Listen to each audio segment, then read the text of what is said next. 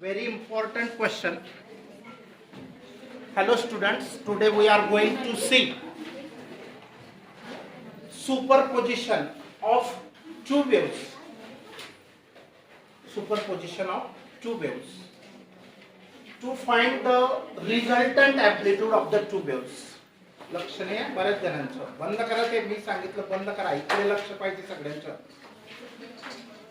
Amplitude of the resultant wave. म्हणजे दोन wave, ह्या दोन वेव्ह आहेत y1 आणि y2, यांचं एकत्रीकरण केलं किंवा सुपरपोजिशन केलं तर त्यांचा रिझल्टंट एम्प्लिट्यूड काय असेल तर त्याच्यासाठीचं एक्सप्रेशन आहे व्हेरी व्हेरी इम्पॉर्टंट आहे. तर produced due to superposition of two waves म्हणजे दोन वेव्हचं सुपरपोजिशन झाल्यानंतर दोघं वेव्हचं एम्प्लिट्यूड एकच, दोघं वेव्हची एकच वेव्ह बनेल आणि त्या वेव्हचा एम्प्लिट्यूड काय असेल तर त्याच्यासाठी त्याला म्हणतात रिझल्टंट एम्प्लिट्यूड. आता बघा, कन्सिडर टू वेव्स, दोन वेव्ह गृहीत धरा having the same frequency but different amplitude A1 आणि A2. दोघं वेव्ह ची फ्रिक्वेन्सी सेम आहे पण एम्प्लिट्यूड हा वेगवेगळा आहे. या दोन वेव्ह आहेत, या दोन वेव्ह आहेत A1 आणि A2. A1 आणि A2 उभे राहा तोच, हा यस उभे राहा. तर दोघं वेव्हची फ्रिक्वेन्सी सेम आहे पण एम्प्लिट्यूड डिफरंट आहे. अशा दोन वेव्ह घेऊया. Let these waves differ in phase by five. समजा दोघं वेव्ह मधला फेज डिफरन्स फाय एवढा आहे. आता बघा, ही एक वेव्ह आहे y1 की तिची डिस्प्लेसमेंट, हा ही डिस्प्लेसमेंट ऑफ द वेव्ह आहे. तर the displacement of each wave at x is equal to 0 is given as. तर ह्या वेव्हची डिस्प्लेसमेंट, आता y आपण जनरली x ची डिस्प्लेसमेंट घेतो पण y का घेतलेलं इथं, कारण ही जी वेव्ह आहे अशी तिचं क्रेस्ट अथवा ट्रफ हे कसं असेल, अलॉंग y डायरेक्शन असेल. अलॉंग y डायरेक्शन म्हणून डिस्प्लेसमेंट. आता समजा ही फर्स्ट वेव्ह आहे y1 is equal to A1 sine of omega t, A1 sine of omega t, आणि दुसरी वेव्ह आहे y2 is equal to A2 sine of omega T plus phi. म्हणजे या दोघं वेव्ह सेमच आहेत फक्त त्यांच्यामध्ये हा फेज डिफरन्स जास्त, एकामध्ये जास्त घेतलाय. किंवा हा प्लस फाय इथं जर घेतला तरी चालतो किंवा मायनस फाय इथं घेतला तरी पण चालेल. म्हणजे फाय एवढा फेज डिफरन्स दिसला पाहिजे दोघं वेव्ह मध्ये, बरोबर. हे बघा, दोघं वेव्ह ह्या सेम आहे y1, फक्त त्यांचा एम्प्लिट्यूड डिफरंट आहे. अँग्युलर फ्रिक्वेन्सी सेम आहे, ओमेगा सेम आहे, म्हणजे फ्रिक्वेन्सी सेम आहे. मग फेज डिफरन्स दोघांमध्ये किती घेतलाय, फाय. फेज डिफरन्स फायचा आहे, फ्रिक्वेन्सी सेम आहे, लक्षात ठेवा. मग by principle of superposition of waves. Principle of superposition of waves म्हणजे दोन किंवा दोनापेक्षा जास्त वेव्ह. आता आपण काल व्हिडिओ टाकलेला आहे ना, तर त्याच्यामध्ये ते सुपरपोजिशनचं प्रिन्सिपल आहे, ते 2 मार्काला विचारलं जातं. त्याचं एक्सप्लेनेशन पण मी दिलेलं आहे, पण ते एक्सप्लेनेशन तुम्हाला हे समजण्यासाठी ऍक्च्युअल मध्ये ते परीक्षेमध्ये एवढे इम्पॉर्टंट नाही. तर by principle of superposition of wave, principle काय म्हणतो की दोघांच्या डिस्प्लेसमेंटची व्हेक्टर सम करा. ही दोघं डिस्प्लेसमेंट आहेत दोघांच्या, यांची काय करा, व्हेक्टर सम करा. व्हेक्टर सम केल्यावर जी येईल ती रिझल्टंट डिस्प्लेसमेंट y असेल. y is the vector sum of these two displacements. y1 आणि y2 या डिस्प्लेसमेंट आहे, ह्या दोन वेव्ह आहे. हा, अशी एक वेव्ह आहे, दुसरी एक वेव्ह आहे.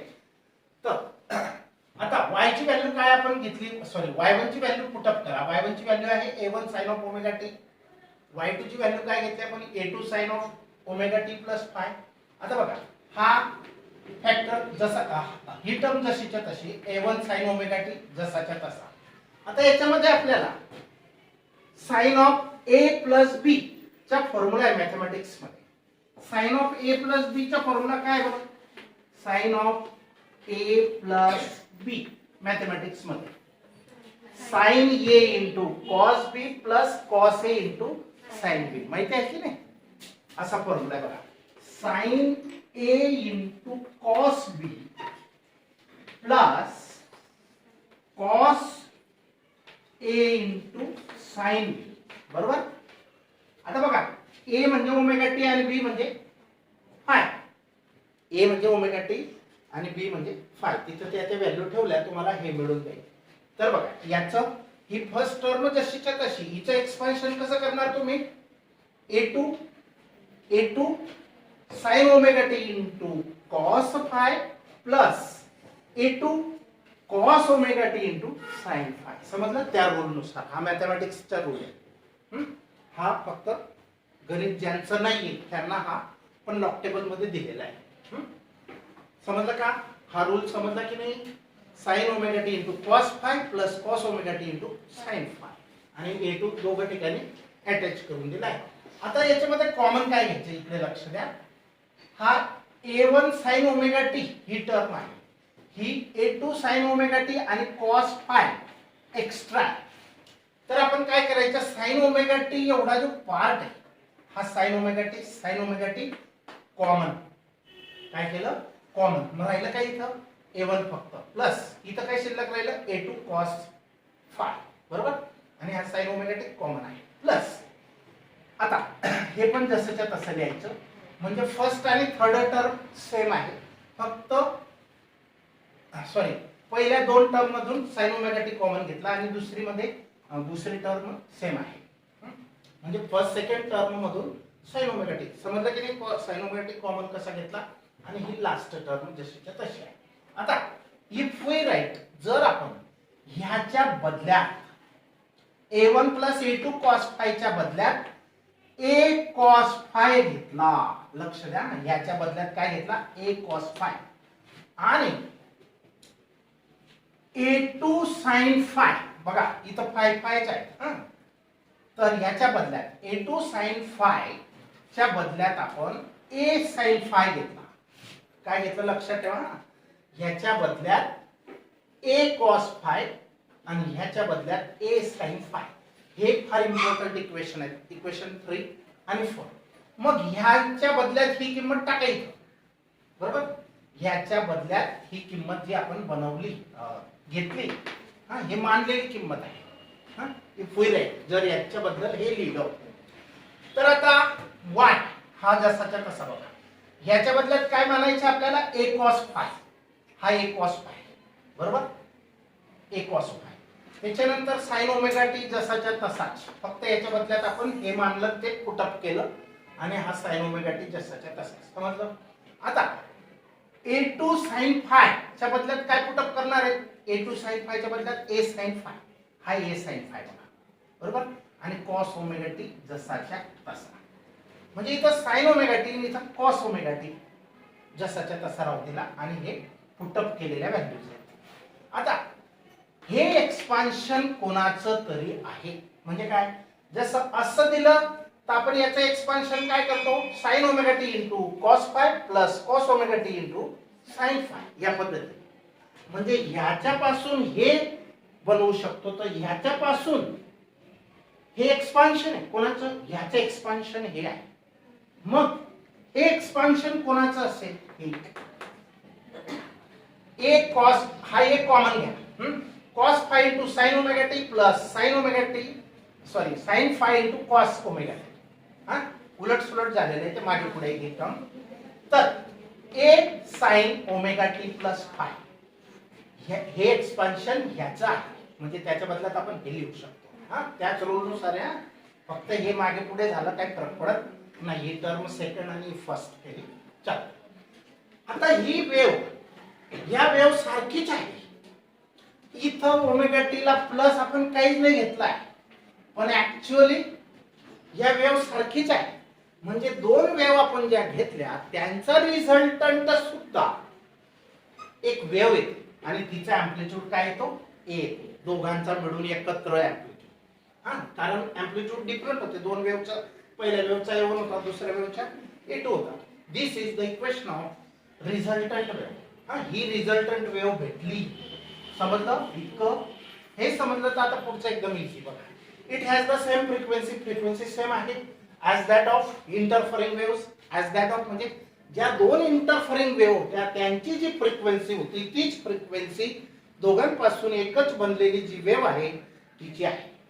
आता स्क्वेअरिंग अँड ऍडिंग 3 and 4. ही इक्वेशन बघा 3 आणि 4. याला काय केलं, ही right side squaring and adding, ह्याचं स्क्वेअरिंग अँड ऍडिंग करायचं, ह्याचं पण करायचं. फक्त हे इकडे आणि हे इकडे घेतलेले बघा.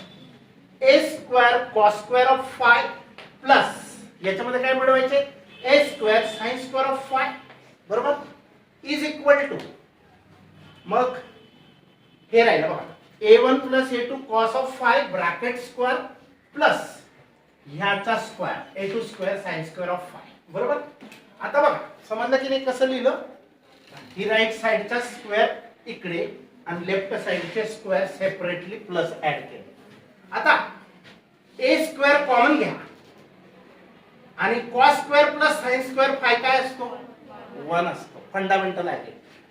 आता इथं बघा याचा square a plus b square whole square ह्या रूल नुसार first term square a1 square plus second term square a2 cos square phi हा बरोबर, आणि मिडल टर्म काय येते twice a1 a2 cos of phi बरोबर, ही मिडल टर्म. आणि हे जसच्या तसं, हे जसच्या तसं, फक्त याचा a प्लस b कंसाच्या वर्ग त्या रूल नुसार आपण हे लिहिलं. आता काय करायचं बघा याच्यामध्ये परत हा जो फॅक्ट ह्या ज्या दोन टर्म आहेत ह्या दोन टर्म मध्ये a2 स्क्वेअर कॉमन काढा आणि राहिलं काय मग cos square five plus sin square five, त्याची व्हॅल्यू किती असेल 1, फंडामेंटल आयडेंटिटी. म्हणून याची व्हॅल्यू आली फक्त a2 स्क्वेअर, हा जसाच्या तसा, हा जसाच्या तसा. आता आपल्याला a पाहिजे, रिझल्टंट एम्प्लिट्यूड पाहिजे, काय पाहिजे a पाहिजे. तर काय करायचं taking square root on both sides, याचा स्क्वेअर रूट घ्या, हा मिळाला फॉर्म्युला, व्हेरी इम्पॉर्टंट फॉर्म्युला. तर this is the resultant amplitude. Special case, case म्हणजे शक्यता. आता बघा काय शक्यता, हा फाय जर 0 राहिला, फाय 0 राहिला म्हणजे काय दोघं वेव्ह मध्ये फेज डिफरन्स नाही. फेज डिफरन्स म्हणजे काय, एकीचा क्रेस्ट आणि दुसरीचा क्रेस्टच जर भेटत असेल दोघं वेव्हचे क्रेस्ट क्रेस्ट तर फेज डिफरन्स 0 आहे. पण एकीचा क्रेस्ट आणि दुसरीचा ट्रफ तर फेज डिफरन्स 180 डिग्रीचा आहे बरोबर. मग जर फेज डिफरन्स 0 आहे म्हणजे फेज फरकच नाहीये, हा फेज डिफरन्सच नाहीये, तर मग फायची व्हॅल्यू 0 टाकायचं. कॉस 0 काय येईल, हा the waves are in phase, याला म्हणतात वेव्हज ह्या फेज मध्ये आहे, एकाच लयामध्ये आहे.